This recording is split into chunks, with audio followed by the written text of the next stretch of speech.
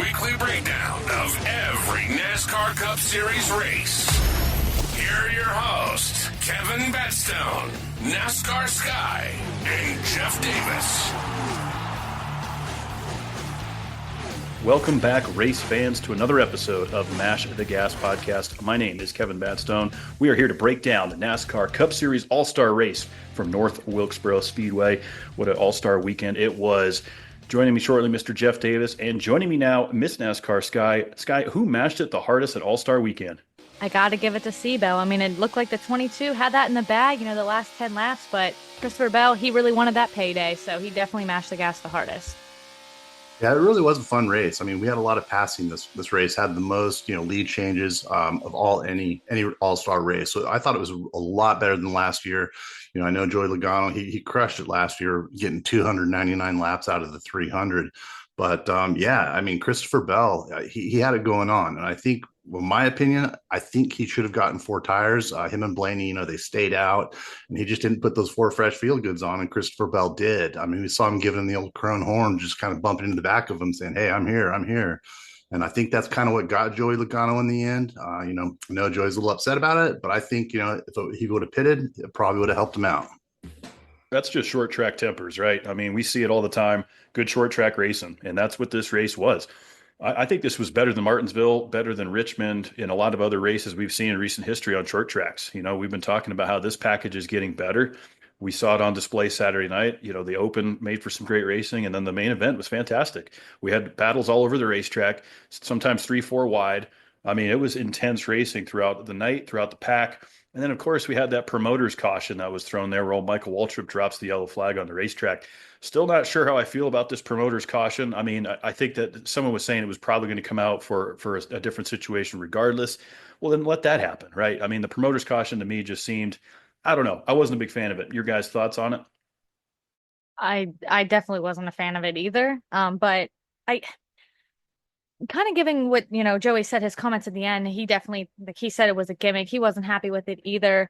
I don't necessarily agree with him going off the way he did, just because NASCAR warned us. Like, we knew that this was going to happen, but I don't agree with that. I think it was just kind of stupid. It's one of those things, like, let it play out. I get that it's not a points paying race and they want to fabricate something they didn't want to repeat, one driver leading the entire time, but I don't know. And the way they did it too, it just seemed, it's gimmicky is just a really good word to put it, honestly. I definitely agree with Joey to say it was kind of gimmicky.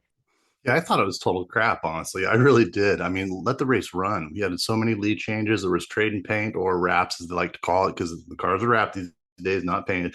But, I mean, everyone was bumping, running. It was just a really, really good race overall. So why have a promoter's caution and to say, they can throw it any time before lap 220?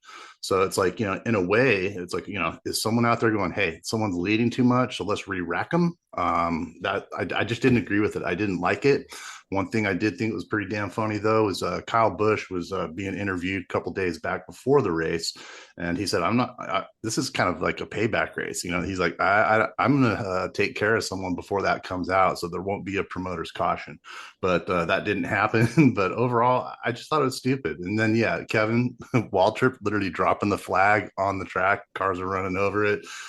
Man, I just started laughing and shaking my head. But again, overall, I do think it was a really good race. And I think that we should bring this to as a points race, like Chase Elliott was saying. I mean, most of the drivers were agreeing. It's like, hey, man, put this on the regular schedule. Let's run this 400 or 500 laps, I think that there's a good argument to be made there for this to get a full-time cup race, make it a 400-lap race, the North Wilkesboro 400. I mean, the crowd, I think, only holds about 20,000. So that's a little bit less than cup standards. But I'll tell you what, that place will pack them out every single time and put on for a great show. I like the idea of it being at night, make this thing a night race and get the Cup Series back there. I wouldn't be surprised if we see it get a points race next year. I just hope that we continue to improve on the short track package and we don't end up going there for a points race and it's a snooze fest, but that's a little bit out of our control. Going back to the Open, though, some good battles there. Obviously, Carson Hocevar getting it done. Ryan Preece runs over the cone there for the choose rule. Says he didn't see it.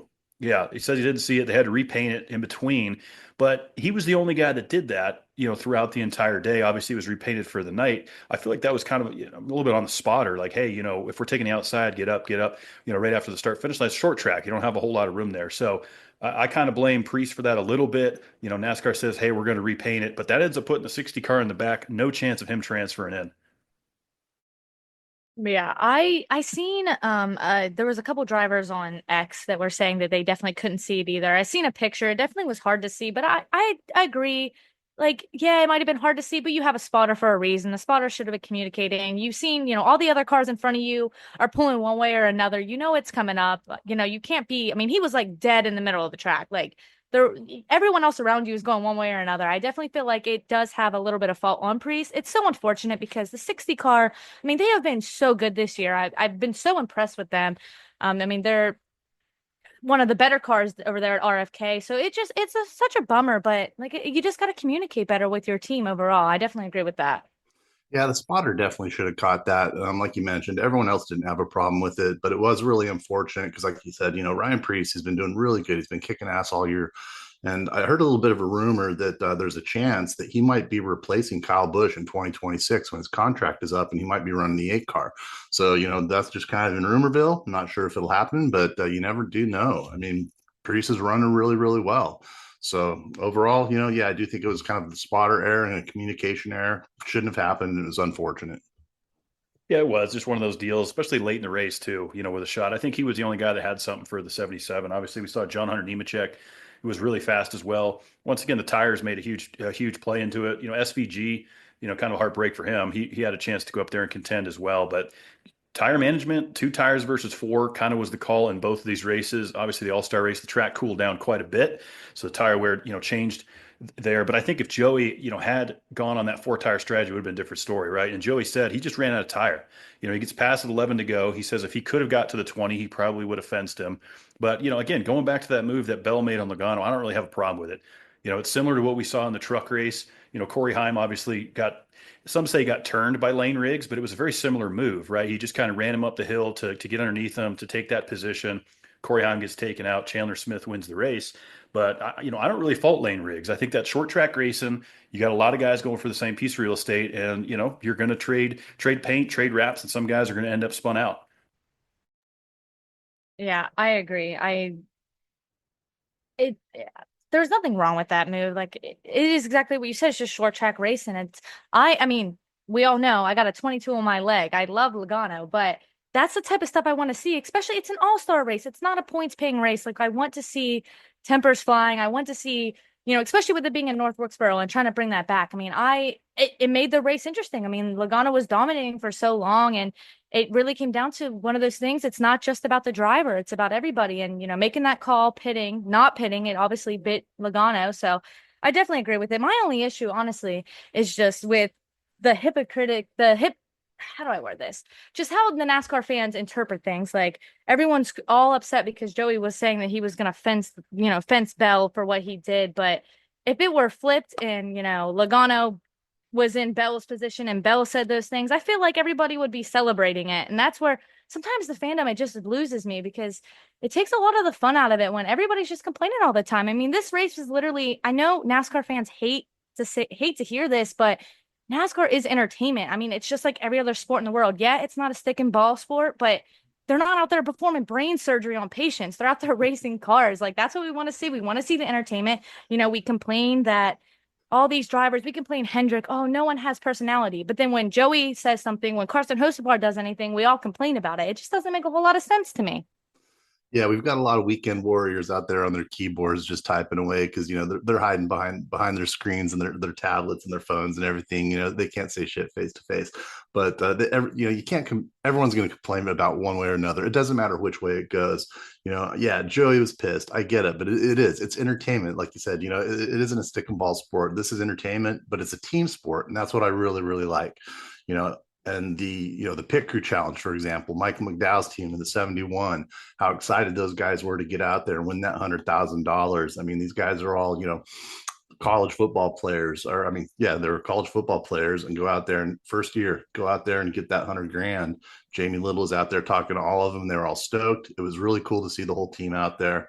But when it comes down to it, and the drivers, yeah, we love seeing that personality. We like to see it. We heard the boos and the cheers and the driver intros. Of course, Denny, I think, got the worst of it out of everyone as usual.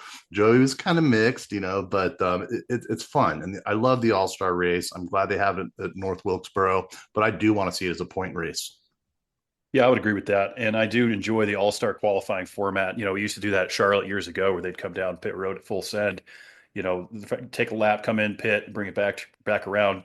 Ryan Blaney, I think, got nabbed for speeding just about everything that he did, from qualifying to the heat race to everything. He just couldn't get pit road figured out. So that wasn't any good for the 12 guys. But those guys had a lot of speed. As always, Blaney proved why he can just drive up through the field. Did that a few times. Obviously, didn't get the finish that he wanted in the All-Star race, but because I know you guys had picked him for the win. I chose Denny Hamlin. He ran like absolute shit. I mean, Denny had just a terrible, terrible All-Star race, from qualifying to the A main. The 11 was just nowhere to be seen, which is unusual because his teammate had so much speed.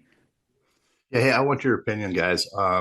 Kyle Larson taking that two-tire changed instead of four, getting out there, gained 6 spots off pit road, got loose, got two up high on the wall, caught that rubber. I don't know if he bent the toe link. He definitely didn't break it because he was still out there, running a couple laps. But do you think he could have pulled that off with that two-tire pit stop if he would not have hit the wall? What do you think? I mean, it's Kyle Larson, not, I don't think that there's much that he can't do. So I definitely feel like he probably definitely could have contended. He's one of the best drivers in the field. So it wouldn't surprise me that he probably could have pulled it off. But he's a lot similar to Logano. And this is a controversial take, but they're both boneheaded to a fault. Like, they will make really dumb moves because they are just so blinded by the win. I don't know. I think that Larson probably could have did it, but it's just one of those things where you miscalculate it. Same with Denny. I actually caught clips of his a little bit of his podcast. He said that they were like a decimal off or whatever, and something like tire pressure or something, and that's just why he was just off all weekend. It just did not go well for him. Yeah, I think they just missed the setup a bit. And I think that's one of the things I do like about short track racing is, and we saw it in the truck race too. Kyle Busch was running with Spire, and I was listening to his in-car radio for that whole race. And he could just hear, he's like, man, since we've been with KBM, now it's Spire. He says the setup of these trucks are just way different than what they used to be. And the crew chief just kept throwing everything at it. We'll take a pound out of the right front. Let's throw some wedge in. Short track racing is so difficult to get dialed in to where the driver likes it. So, when you have a guy like Joey was saying, who led 139 laps, he's like, don't change anything. Just give me 4 fresh feel goods. Let's go. Obviously, I think, hindsight's 2020. If Joey was on 4, we'd be having a different conversation. But that's what I like about it. I think we've really honed in the short track package. We're seeing the side-by-side racing that we were asking for. I mean, let's compare it to last year. It was a complete snooze fest. 22 went out there and dominated the entire race. So for us to have that much improvement in 1 year, Jeff, I'm pretty optimistic that this not only short track package, but all of our packages are headed in the right direction. Yeah, I really enjoyed the race. Like I said, there was so much trade and paint, so many different lead changes. It was really fun. And the 22, I mean, yeah, he was pissed off at the end of the race, but hey, he still won 100 grand himself, for finishing in P2. And if you think about it, the 22 car, this is his 9th top 5 finish in the All Stars. He led 139 laps. He led more than half the laps. It was a really good race for him. I understand that he was pissed off, and I get it. So it is what it is. And I think, he'll probably think about it a little bit today and tomorrow and go, okay, I watched the race again, watch the replays and probably figure out, hey, yeah, maybe I shouldn't have stayed out, because Ryan Blaney stayed out with him. And boy, man, he dropped like a brick. He was done. So I think that's what got him. But, overall, Joey Logano's been doing a really good job, and it's 50-50 on the fans. Half of them like him, half of them don't. But kind of like Kyle Busch used to say, if I'm getting 100% of the fans' attention, I'm doing my job. Everyone's has an opinion, but he's getting all the attention. That is a good way to look at it, because I do feel like Logano does get 100%. Most of it is bad, but I feel like he definitely does. It was a tough break for Blaney. I mean, he dropped so quick. I was honestly surprised, because he's one of the drivers that typically can hang on to a position, like, is really hard fighting. But I don't know. I was surprised by that at the end there. Yeah, Blaney's definitely a long run guy. I mean, we talked about it all year, how he's picked up the most spots on restarts. Not this go around. They just missed it a little bit, I think, on that call. And look, Brad Keselowski starts on the pole, obviously gets taken out there, kind of a tough deal, gets married back in traffic. I mean, that was the thing is once you lost that track position at Wilkesboro, it's so tough to get it back. There was only a select few that could really drive up and gain a lot of positions. I mean, Carson Hocevar transfers in, finishes P11, and then obviously John Hunter Nemechek out the secondary, transferred in, finished P19, and then our fan vote winner, Noah Gragson, finished P13. So, we've seen it happen. We're in the past where guys transfer in and can win. It's just so tough at North Wilkesboro to come from the back. So, I think that part once again speaks volume of how important track position is. I mean, most of the top 10 finished in the top 10 with the exception of Tyler Reddick and Chase Briscoe. The rest of them pretty much stayed within that top 10 area. So overall, I give it an A plus. I mean, I'm completely satisfied with the outcome of this race. I think North Wilkesboro is going to be in the conversation. Do they expand it though? Do they expand the seating? We've seen other racetracks do this before. Well, we have some tracks pulling grandstands down. Do you think that they're going to expand? I mean, we've seen how far this track's come from 2017 where they had to pull weeds out. I mean, there was rust on the bleachers. And if it wasn't for Dale Earnhardt Jr., we wouldn't even be having this conversation. Yeah, really cool of old Junebug to be able to revive this track. And yeah, I do see this as a points race coming up. Maybe not next year, but maybe in 2027 we'll put this in a points race, not make it an all-star race. We'll move it to somewhere else because this was a fun race. And yeah, as far as the attendance, completely sold out, completely packed, and that's what we love to see. Last week in Kansas, it amazed me that track was only a little over halfway capacity, and then the week before in Texas. Hell, man, that was the best sellout that we've had in 15 years as far as crowd attendance. But they will definitely probably be expanding these seats if we make it into a points race.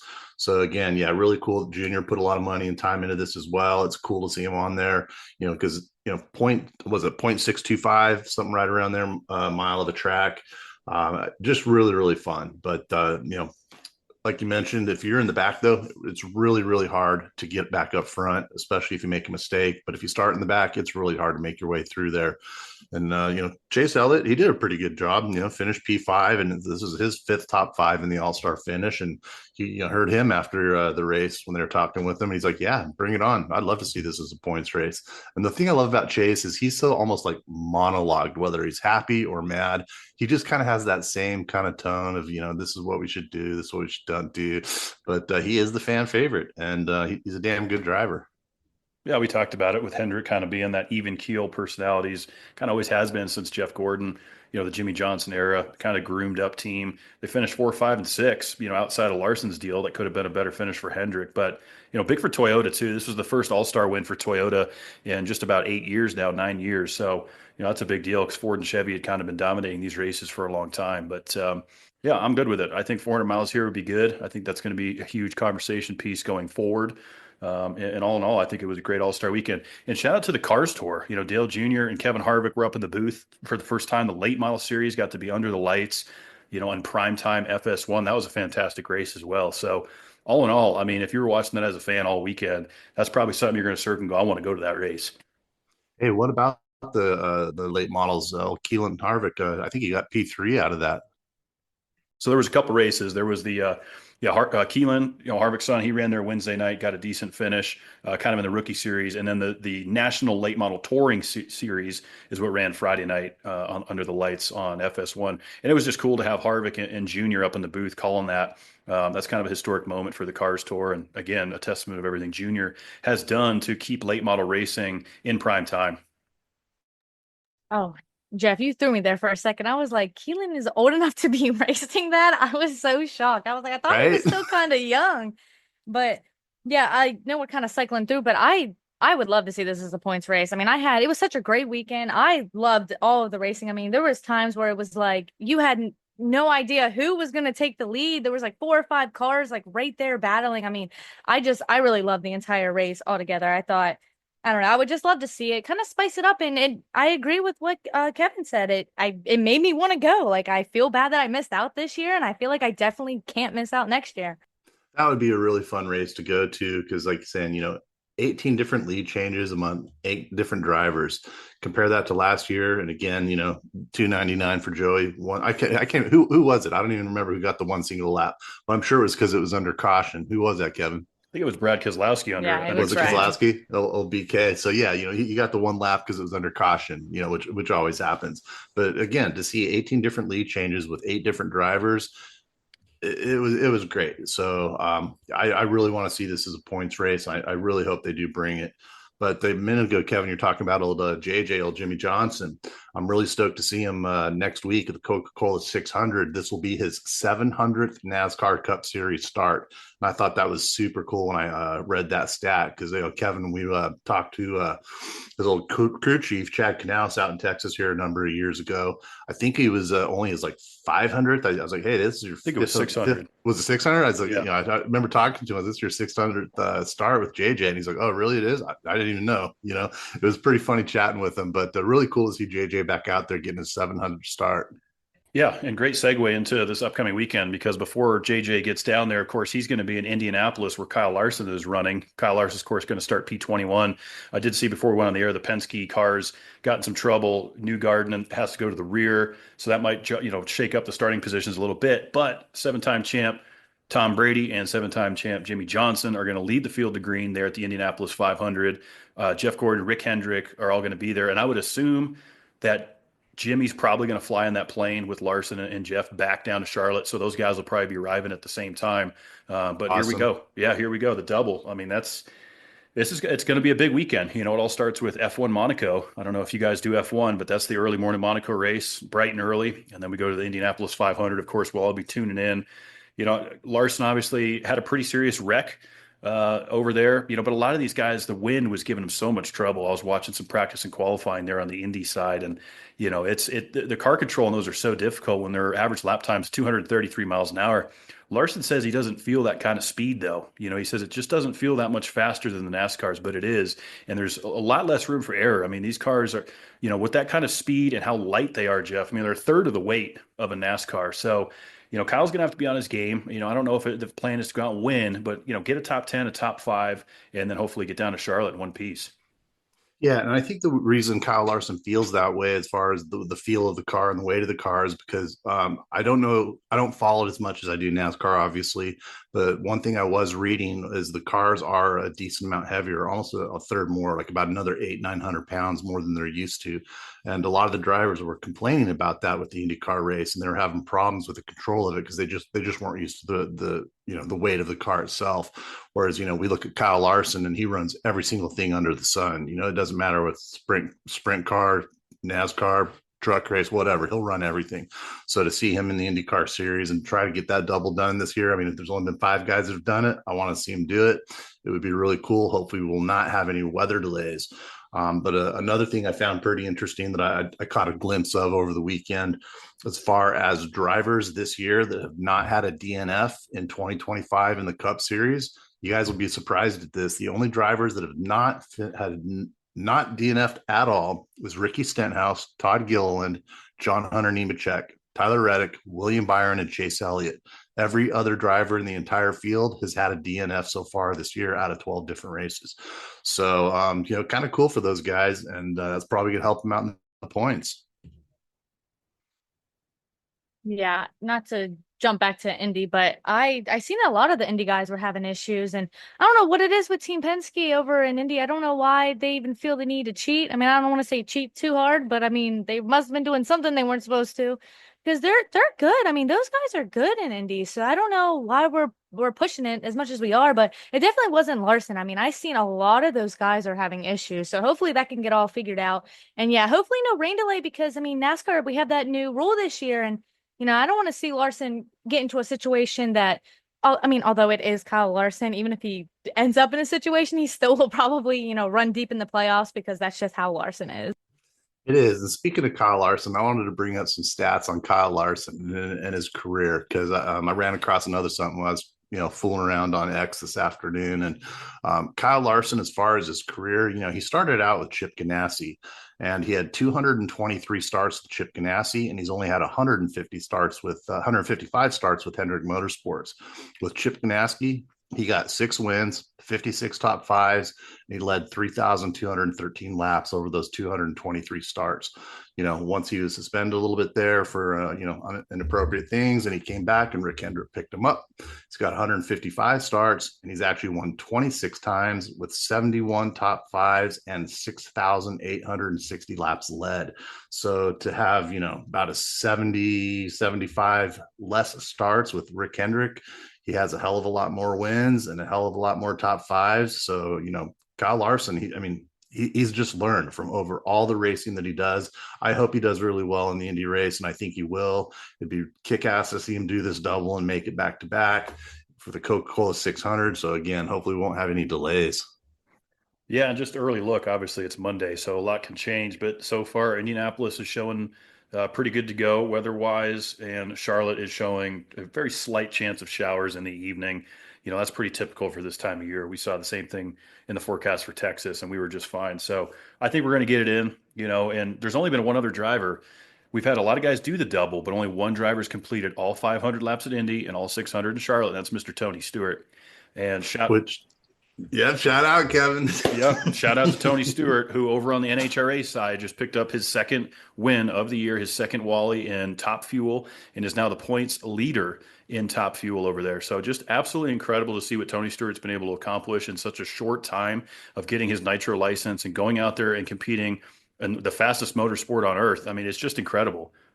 And I thought that was kick ass. I saw that this morning. I didn't get to watch the race, man. He's only raced 3 times now, and he's won 2 of the 3 races that he's actually won, in the NHRA. So out there Sunday at Route 66 Raceway, defeating Justin Ashley, I thought was really, really cool. And, that's the way I kind of look at Kyle Larson. I look at him almost like a Tony Stewart. He can run anything. Tony Stewart's ran them all, and he's won in every category of racing there is. Yeah, it's a good analogy. I mean, Tony Stewart and Kyle Larson are both they're pretty similar drivers. I'm super excited for Charlotte. It's one of my favorite tracks, not for iRacing though. Charlotte is my nemesis on iRacing, but I love Charlotte. I love going there. I love the Coke 600. I just hope that everything goes smooth. Kyle Larson can come in. I mean, and maybe the Fords can do a little better this year. I was looking last year, and I think the only Ford driver to finish in the top 10 was Brad Keselowski. I know it got shortened and everything was kind of wonky, but hopefully the Fords can do a little better this year. But I think it's probably going to end up being a Chevy show. Yeah, it could be. I mean, it's so tough to go off last year's data just because we don't have a complete race, right? When we dealt with the lightning, the rain, it basically became the Coca-Cola 300, and that's just kind of what we ended up with. So, I mean, we know it's a long race, right? We're going much longer than we usually do. 500 miles are normal. We're going 600. It's one of the only races where we have a 4th stage. So that adds another kind of layer to it. It'll still work in fantasy though, that the garage will lock up, I believe, at the end of stage 2. I'll have to verify that come Wednesday when that opens up, but they usually try to keep that part the same. But basically each stage is 100, 100, 100, 100, and it's a long run. It's hard on equipment. It's the weather's going to play a factor, if possibly, maybe. It doesn't look like it's going to be too hot. And we've had a lot of races in the past where Charlotte's in the 90s. It looks like we'll be a little bit lower temperatures for this go of it. But yeah, I mean, Christopher Bell gets it done a year ago. So he's coming off an all-star win, going to a track where he won. He's got to feel pretty good about that. Again, it's hard to say last year compared to this year. So I just have to look back to the 1.5 mile program, right? We saw Texas would be the closest, shape with that quad oval to Charlotte's layout. And we saw obviously how well Hendrick qualified, how well they ran. Joey Logano, of course, won down there in Texas. So I pretty much sound like a broken record, but I would say Hendrick and Penske have to be the favorites out of the gate. Yeah, it's going to be a good race. And like you said, it is. It's really tough to compare last year's race because the weather and everything is hard. But if Seabell wins it again, he's going to be very, very happy. But I do think the Penske and Hendrick Motorsports do have a little bit of an advantage at Charlotte. I haven't been there in a number of years. Hell, it's been about 10 years since the last time I was down in Charlotte. I think there was a fight between like Brad Keselowski and Denny Hamlin or something in between the haulers. It was pretty damn funny, but great race. Hey, by the way, Tony Stewart was ramming into someone too. That it wasn't the Coca-Cola 600, but Charlotte is definitely a good track. I'm really looking forward to it, and I need to get back there again. So I don't know what are you guys thinking on who's going to take this race though? If you had to pick an actual driver between I know Sky might go with the 22. I don't know, but who's going to win this race? I'm going with Ryan Blaney. I'm going with Ryan Blaney for a couple of reasons. He's hungry. He's been on the radar. We've been talking about him. He's got a lot of things in his favor. When we go back 2 years ago to the last time we did run 600 miles here, Blaney led 163 of the 400 laps. So the last time we actually had 600 miles on this racetrack, Blaney got it done. I think it's time. I think it's the 12's. It's his time to get to victory lane. I don't, man, I don't know. I was gonna say Blaney too, but I don't know if I even want. I Don't don't want to jinx know. him. Yeah, like I don't. I could see Joey doing it because he's mad about this All-Star thing, and we've seen what happens when he gets mad about something. He usually comes back and wins. I called that last time before Texas. So like I do want to say Joey, but I don't think I want to jinx him either. I think I'm gonna go on a limb here. I'm not gonna choose Hendrick or Penske guy, and I'm gonna go Ross Chastain. I feel like he got something to prove. Trackhouse been kind of lacking a little bit, so I'm gonna go the number one watermelon man. Going with the watermelon man. Yeah, he does. He needs a win. He is hungry, and I think he's got a good chance of shooting at it. But I think I'm going to go with the number 24, William Byron. I just have a feeling that this might be his race. It's going to be a good one. If it wasn't for him, Denny Hamlin might get her done. But yeah, I'm going to go out with the 24 car. It's a big weekend for sure, and it's a full race weekend down there in Charlotte. We got the Truck Series there Friday night. We've got the Xfinity Series there Saturday afternoon, and then we all cap it off, of course, Sunday. And the ARCA Menard Series is going to be running in Charlotte, where any of those Cletus McFarland fans like myself, he's going to be back in that 30 car running the ARCA Series. We saw him at Daytona, Talladega. I think we're going to be seeing Cletus in a couple more. His real name is Garrett Mitchell. I've been following his YouTube channel since probably 2017, so I'm excited to see what he does on a non-super speedway. Kind of see what that car has. Not too familiar with the team and some of the sponsors they have on it, but man, old Cleater McSkeeter getting it done again, Jeff. He's going to let the bald eagles fly in Charlotte.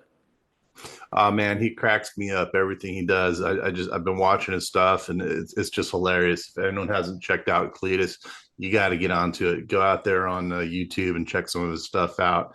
That dude is one funny man. He's just good. He's just good. He reminds me of a good old boy. You take like Dale Jr. and Clint Boyer and you mix them together. You got Cletus. So yeah, great dude. I could definitely see Clint Boyer in him for sure.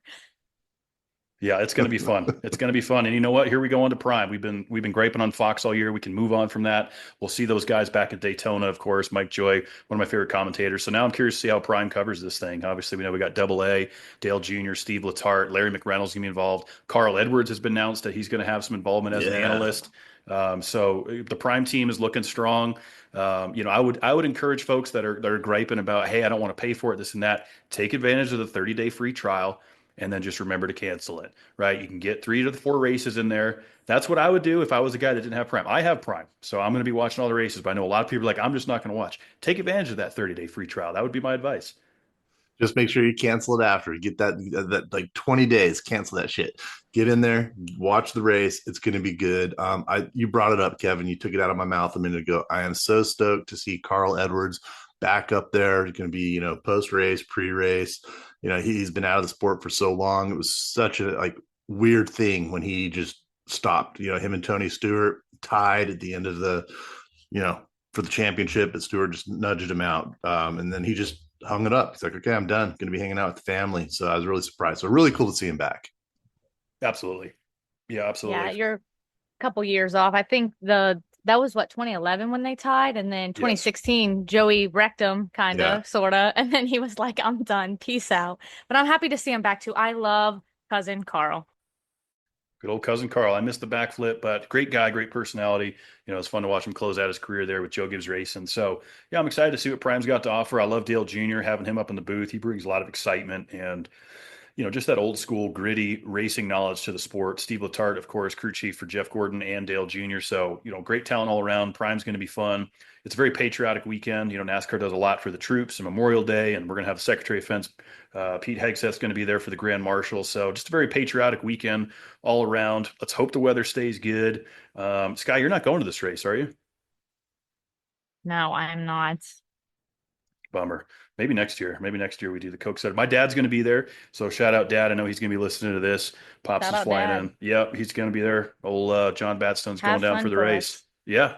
Yeah, he's going to be down there. So hopefully he has a good time. We got our picks out, right? So, Jeff, you took the 24. Sky, you got the Watermelon Man. And I took Blaney. So let's see who comes out on top. Fantasy-wise, smoke him if you got him. Run your mile and a halfers. Usually I say be conservative, but you got to run them. I mean, this is what we've learned, Smoke Jeff. them. You got Smoke like them if you got them. You guys, you got like 80 points on me, Jeff. I got to catch you. So I got to start making some dents. And it all starts right here in Charlotte. Looking forward to it, guys. And we will be back next Monday night to break down all of the action from the Coke 600. Should be some great storylines coming out of this. And be sure to follow us on all social media platforms across the board at Mash the Gas. Follow NASCAR Sky at NASCAR Sky across the board. So let's go Memorial Day weekend. Thanks to all the men and women who have served. And until then, y'all, Mash the gas.